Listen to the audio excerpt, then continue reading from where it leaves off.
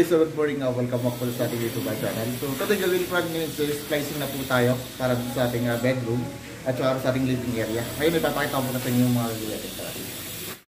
Okay mga master, so bali last time yung ginawa natin dito is win-air pooling ko na.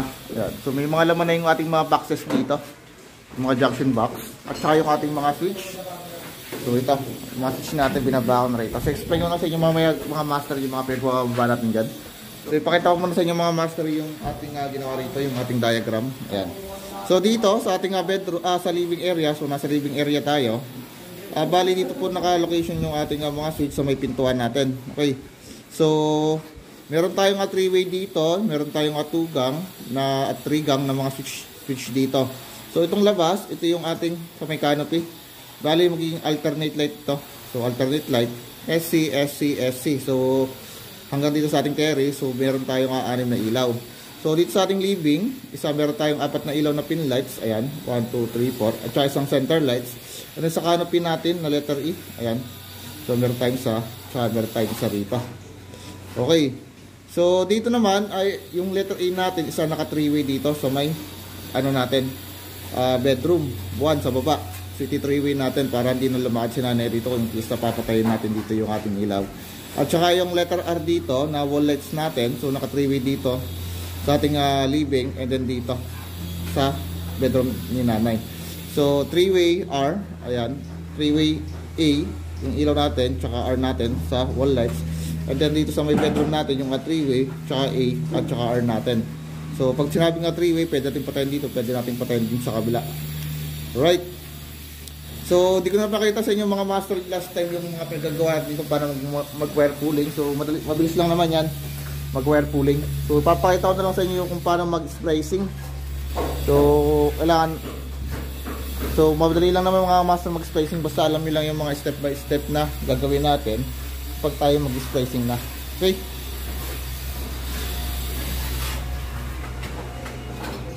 So, bali mga master, ito yung ating pinaka-main source na galing sa ating panel ito. So mapapansin nyo rin isa meron tayong mga green wire. So bali lahat ng ilaw natin isa protected ng ating grounding na conductors. So lalagyan natin ng ground. And then yung ating switch dito, so meron tayong binabang ground dun tsaka line 2. So paliwanag sa inyo mamaya kung bakit meron tayong line 2 sa baba at tsaka grounding conductors. Okay, so ito yung source natin mga master. Ito mga ba na to. Ito yung source ng kabutang CR natin. Ayan, so separate ito yung circuit breaker. So ito naman yung sa may natin canopy. So dito na ito.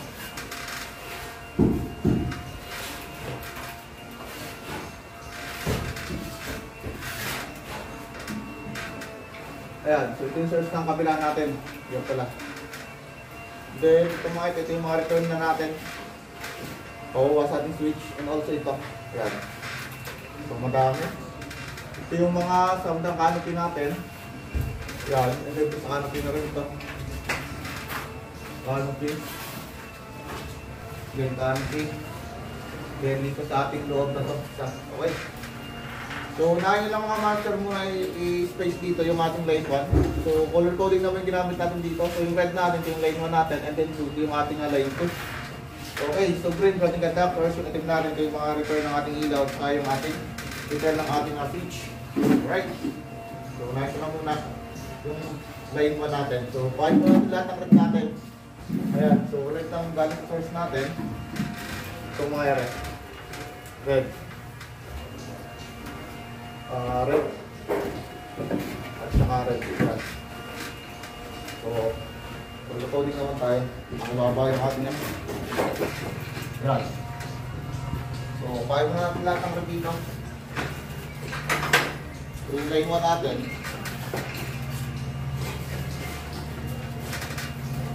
So, line 1.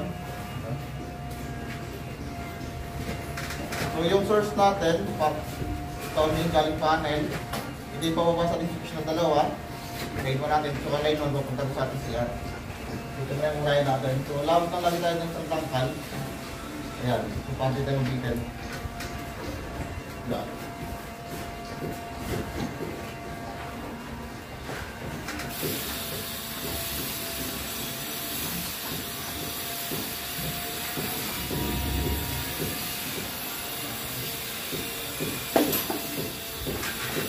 line 1 muna.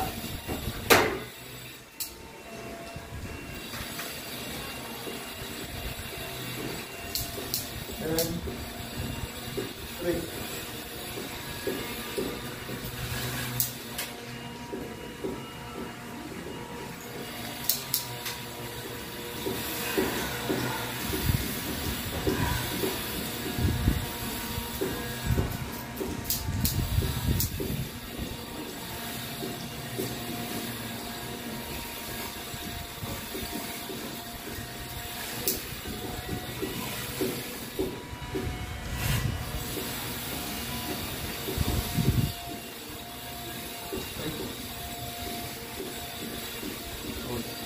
Dito.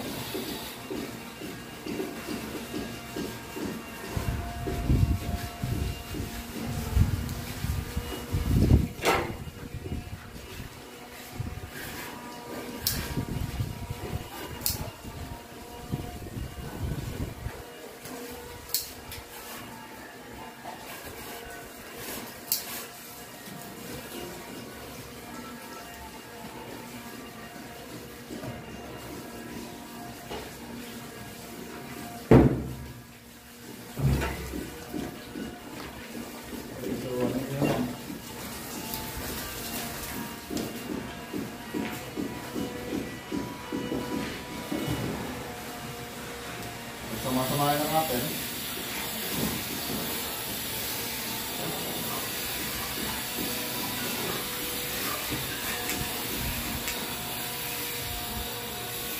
Then, 15.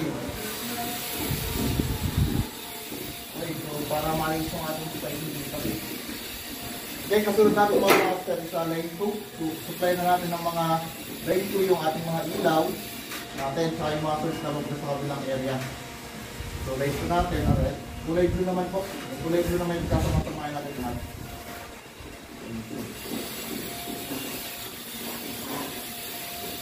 Yan.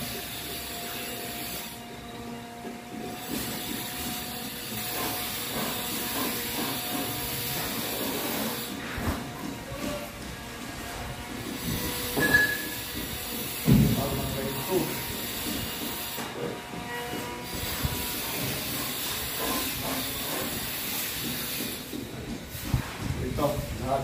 1, 2, 3, 4, 5, 6, 7, 8, 9.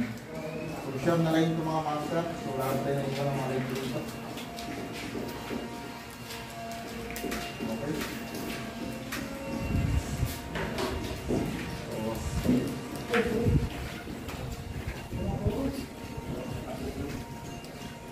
So, lahat mga master ito ang ilaw. Lahat tayo mag-trade on. Lahat ay color coding na. Tayo,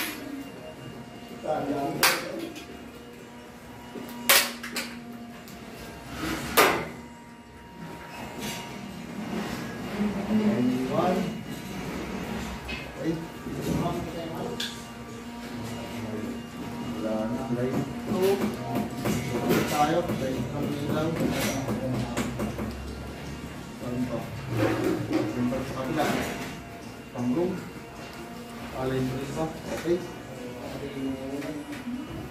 sunod natin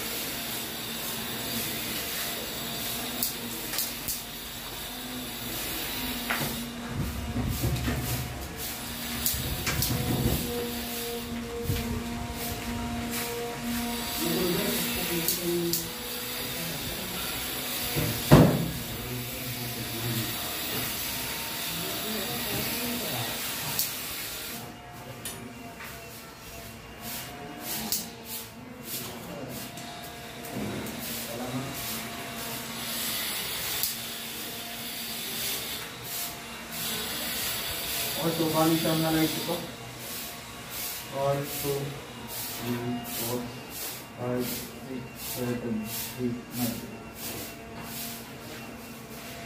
9. Lahat ng light natin. Wala ka tayo kahapon.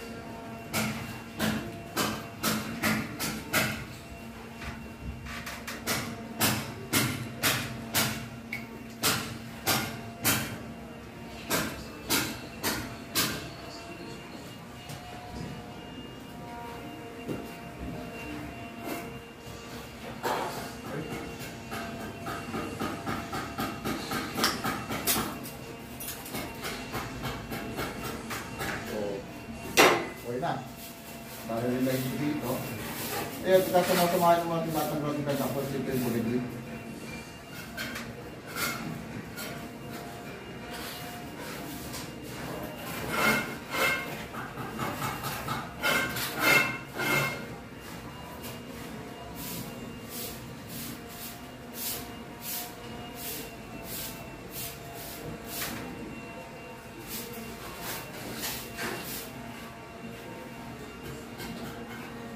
So, bali siya na, ano rin dito? Ayan. Siya mag-rin.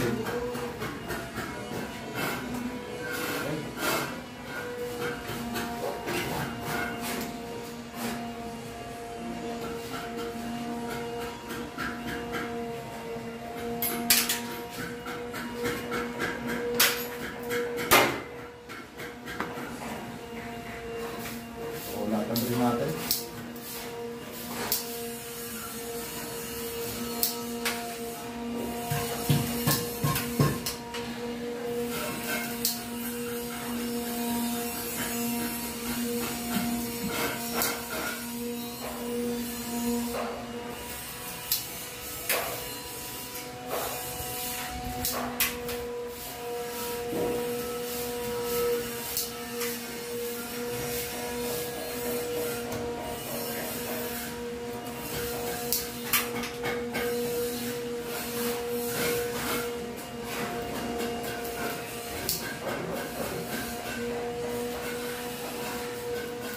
So, gata silang ilaw natin na pin light sa merong brown. Yan.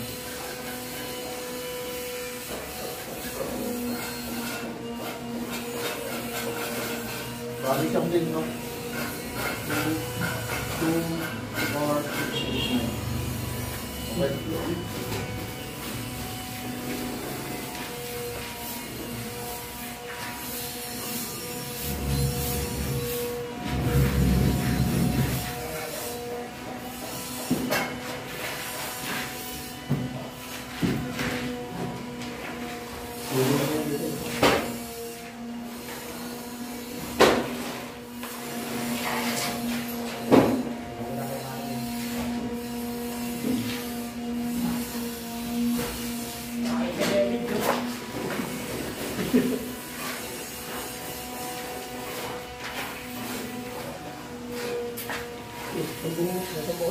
Okay.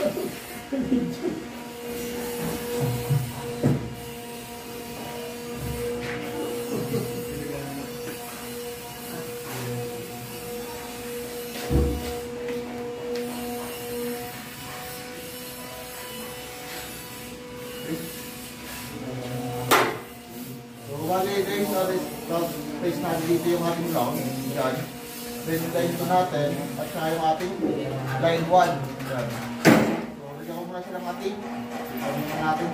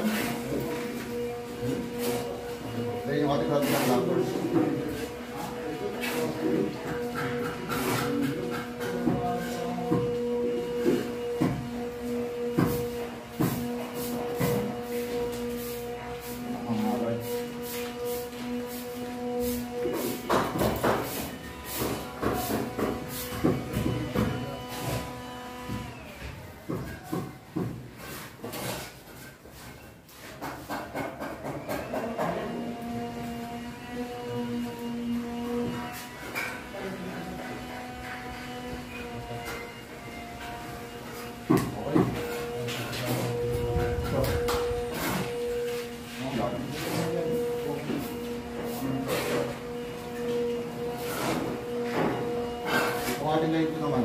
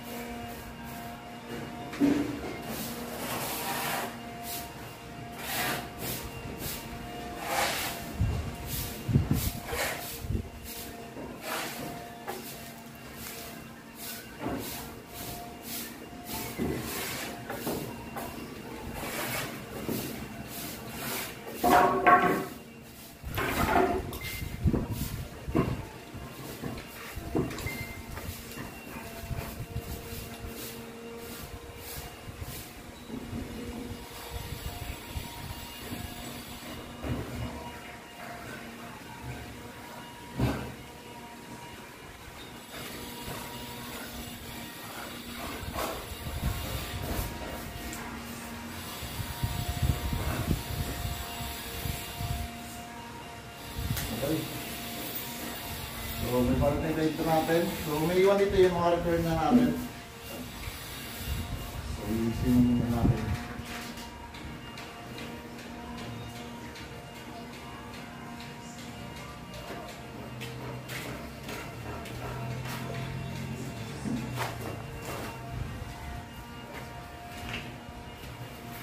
Okay, so dito na tayo. Okay, so yung kasunod naman natin mga master is yung return na ng mga ilaw natin.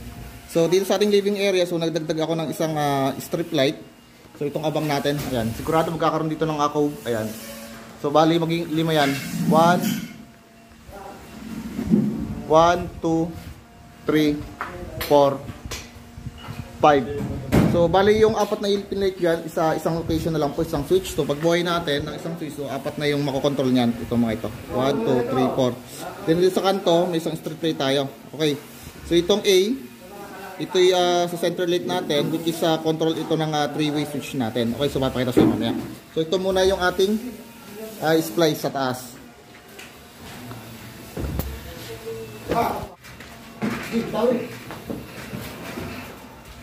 So dito mga master, may iwan ko na isang lane natin. Dito mga master, may iwan ko na rin yung second lane, yung return ng ating switch. So isa itong mga ganang to. And then bababa natin sa lane 2 para sa natin ilaw. Okay, so bali dalawa na lang yung ibray natin dito.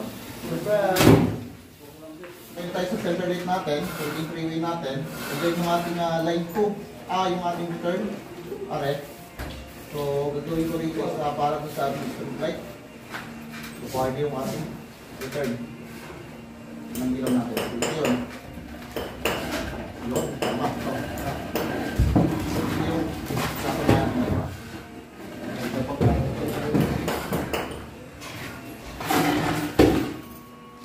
So, medyo mahaba yung ating splicing.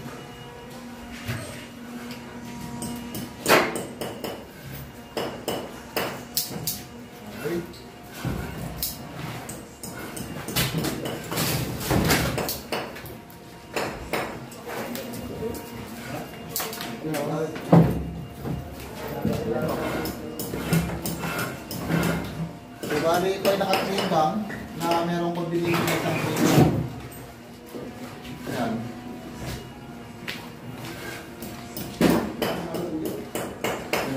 Okay, so 50 lang natin. Para dito. So, okay na. Ngayon yung sa return natin.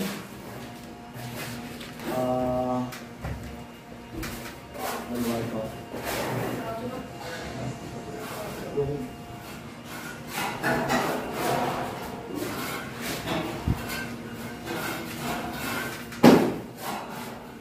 Okay, yung tatlong may tape natin, ito yung po-control ko rito sa strip light. Yan. Ito yun. So, ito yung makasama naman. So, ito ko yung pala ang alam natin.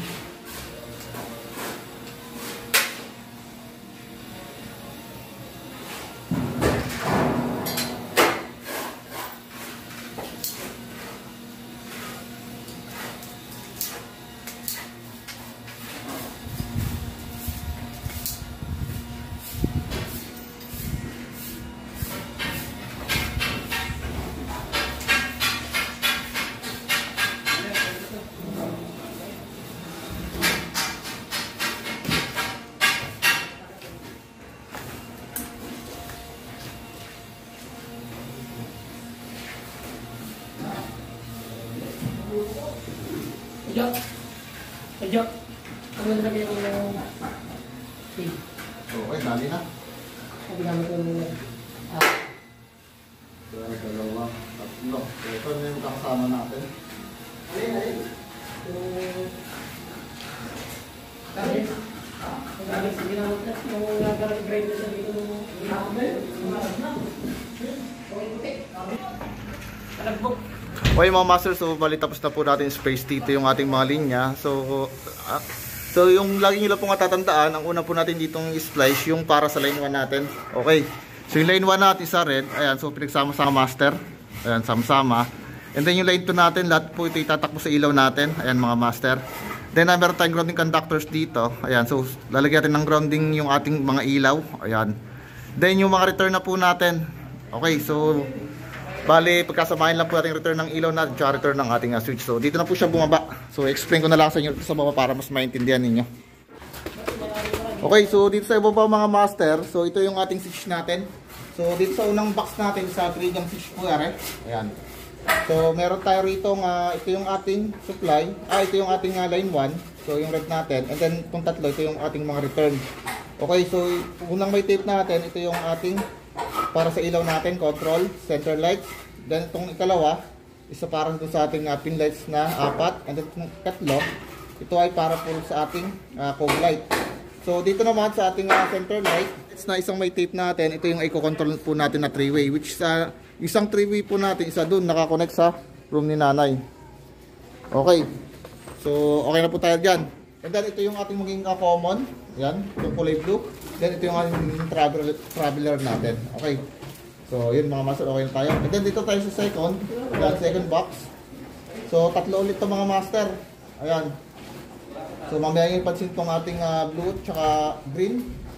So yung ating line 1, red. So bali ginawa ko sinifrate ko na yung mga line 1 natin. So doon ko na space sa box para dito tayo mag-spacing dito. Para diretso tap na lang sa ating switch. So yung isang may tape natin, ito yung control dun sa ating saan nga pag-are?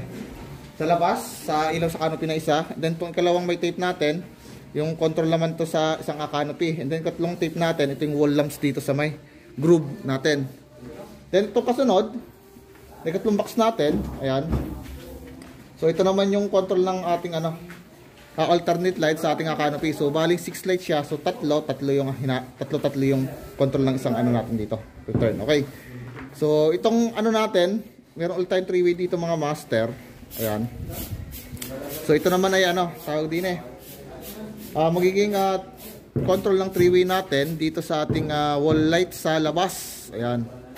So hindi ko pa siya nabababa dito. So dito siya bababa. So bali magiging tugang yung bababa natin dito. Tugang yung switch natin dito. Isang 3-way tsaka isang control ng wall lights dito sa labas ng poste natin. Okay, so ito lahat mga master yung binaba natin dito. So ito, baka matanong kayo, meron tayong green wire dito at tsaka line 2. So ito po master yung gagawin natin para in the future. So gagawin smart home to ni boss.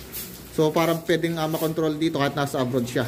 Okay, so kailangan kasi ng line 2 tsaka ground yung ating mga switch dito para mapagana yung ating mga ilaw or para maging smart home yung ating mga ilaw dito. Okay, so kukontrol kasi niya sa cellphone.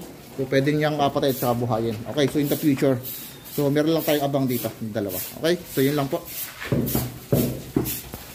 So yung next nating space ito mga master ay yung para sa pin lights na natin. So bali ipaparallel lang natin yan. Ayan, so yung blue tatapan sa blue. Ayan, so lang, parallel connection lang yan. Okay, so ipaparallel lang natin. And then, tatakipan na natin itong ating mga box. So, lalagyan ko siya ng flexible hose, tsaka flexible connector. So, papakita sa inyo mamaya after kung may splice itong mga ito. Yan. Papaklasan ng isang salamin. Okay mga master, so balik tapos na po ating space dito yung ating para sa pin light. Okay, so tapos na. Ngayon, nagagawin dito sa tatakloban ho natin. So, gawa lang tayo ng pataklob. Bali yung pataklob natin dito, yung mga takip ng ating box. Yan. Bubutasin lang natin.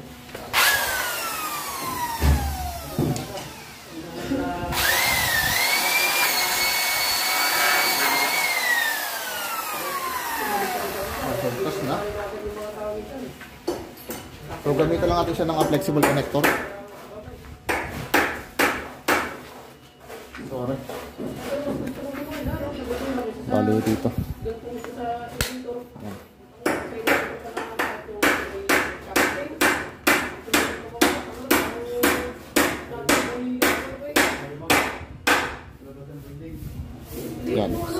lagyan siya ng flexible hose mamaya. Patasin ko lang muna natin.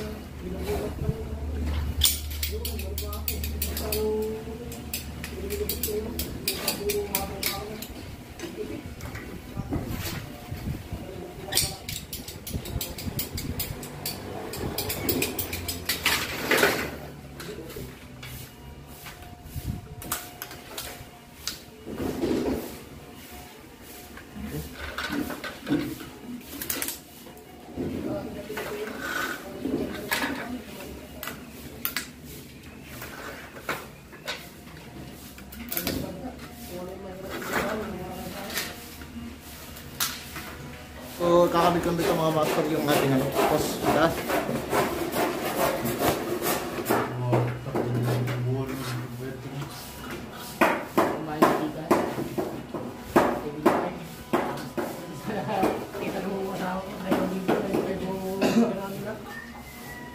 Tapos na yung picture eh.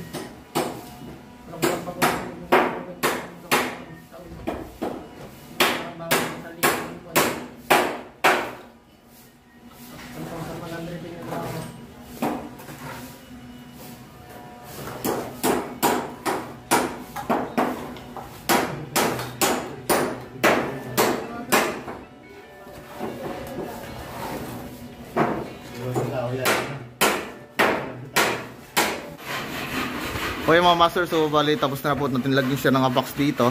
Yung takip ng ating mga box, ayan. So center light natin, pin light, ayan, apat kantuhan, 1, 2, 3, 4, at isang abang sa ating cove light. Okay, so dito lahat yung kanyang mga control. So, binaba na natin siya lahat dito. So, abangan nyo na lang mga master yung separate video. Abangan nyo lang mga master kung paano kabit yung mga switch once na dumating na. Okay, so yun lang po muna mga master. Bale, lipat tayo sa kabilang room. So, same procedure lang din yung spacing natin. So, halos wala rin yung pinagkaiba. So, alamin nyo lang yung step by step kung ano po yung gagawin natin. Okay, so yun lang po muna. Salamat.